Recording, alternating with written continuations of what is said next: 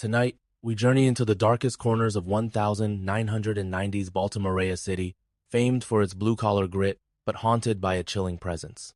Our story isn't just about murder, it's about how evil can hide in plain sight. What made Baltimore the perfect hunting ground for Joe Matheny? Baltimore in the 90s was a patchwork of crumbling factories and transient communities. The neglected industrial landscape created pockets where people vanished without anyone noticing. Metheny exploited this, moving unnoticed among truck stops and homeless camps, blending in effortlessly.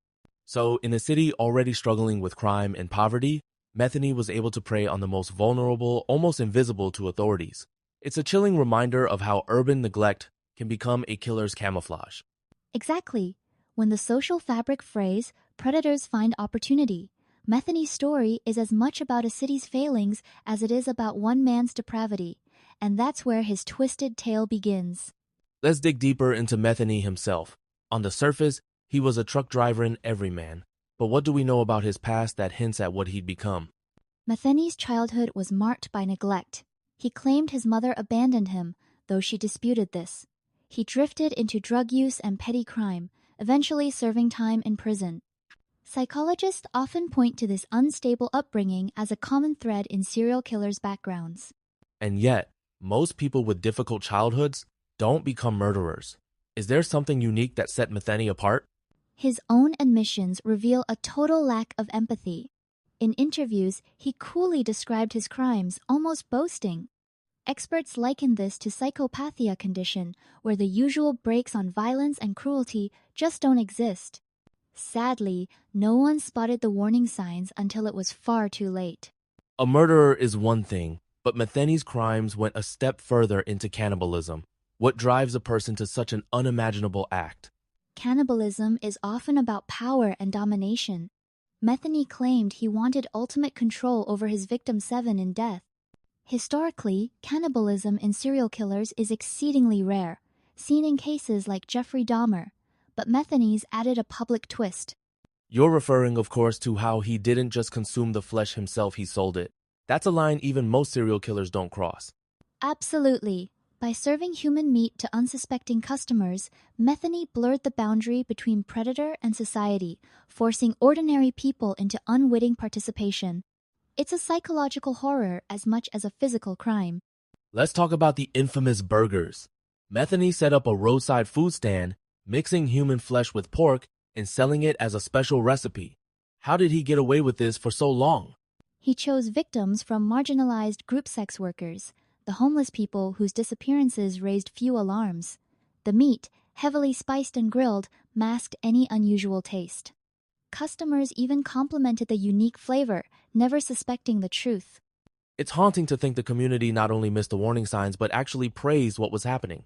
Makes you wonder, how often do killers hide in plain sight, leveraging trust and routine? Exactly. Metheny's case is a cautionary tale about misplaced trust. Food, after all, is intimate who rarely question its origins. He twisted that intimacy into something nightmarish. After his arrest, Metheny showed no remorse. In fact, he seemed proud telling detectives, "You've probably eaten one of them." What motivates this kind of brazen confession? For some killers, infamy is the ultimate prize. Metheny relished the shock value, almost treating his crimes like a twisted legacy. This is similar to the phenomenon of performance killers who crave attention and notoriety as much as the act itself. It's horrifying, but also strategically confessing in vivid detail he controlled the narrative. He even drew maps to his victims. Do you think he wanted to be caught? There's evidence to suggest so. Some experts say serial killers tire of the cat-and-mouse game, eventually seeking recognition for their work. Metheny's detailed confessions ensured he'd be remembered, however darkly. Let's shift to the investigation. Metheny was finally caught in 1996 after a failed murder. How did detectives unravel the magnitude of his crimes? Initially, police thought they'd apprehended a one-off killer, but as Metheny began confessing, the case ballooned. He led officers to hidden remains, described his methods in chilling detail, and even admitted to keeping a victim's head in his freezer revelation that stunned even seasoned detectives. It must have been devastating for law enforcement to realize how much had been missed. Did they ever determine the full extent of his crimes? The true number of victims may never be known. Metheny claimed responsibility for several murders, but many details couldn't be corroborated. Forensic evidence, however, confirmed at least 3, and possibly more. The investigation remains a cautionary tale in missed warning signs. There's a bigger question here. Why were Metheny's victims so easily overlooked? Does this speak to deeper societal blind spots? Absolutely. Many of his victims were already marginalized women struggling with addiction, living on society's fringes. Studies show that 68% of serial killer victims in the U.S. come from at-risk populations, making it easier for predators to operate undetected. It's a sobering statistic. In a way, Metheny's crimes highlight not just individual evil, but the cost of ignoring those at the margins. Could better social services have prevented some of these tragedies? Perhaps. Investment in outreach, addiction treatment, and community policing can help. Metheny's reign of terror thrived in the gaps. Closing them is our best defense against future monsters. When news broke about the cannibal burgers, public panic erupted. How did the media shape the narrative, and what was the community's reaction? Media outlets seized on the most shocking details, amplifying fear, but also sensationalizing the victim's suffering.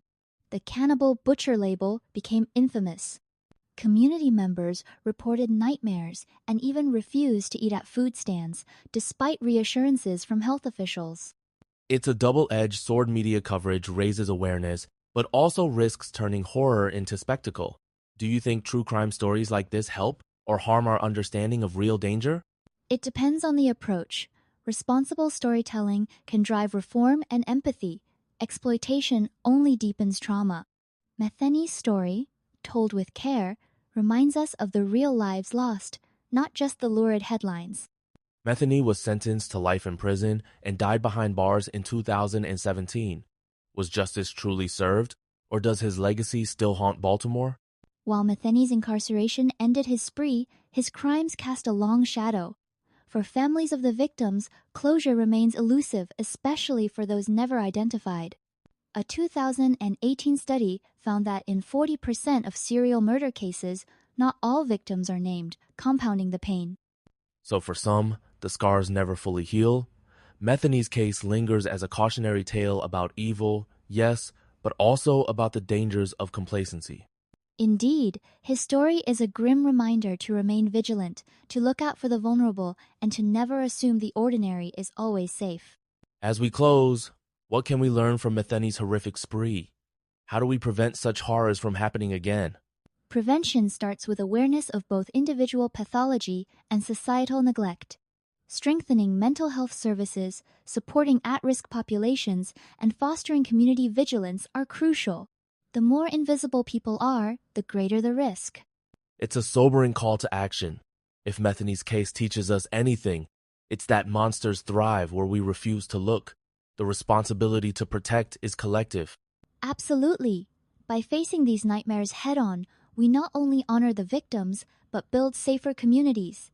And perhaps, next time, we'll spot the warning signs before it's too late.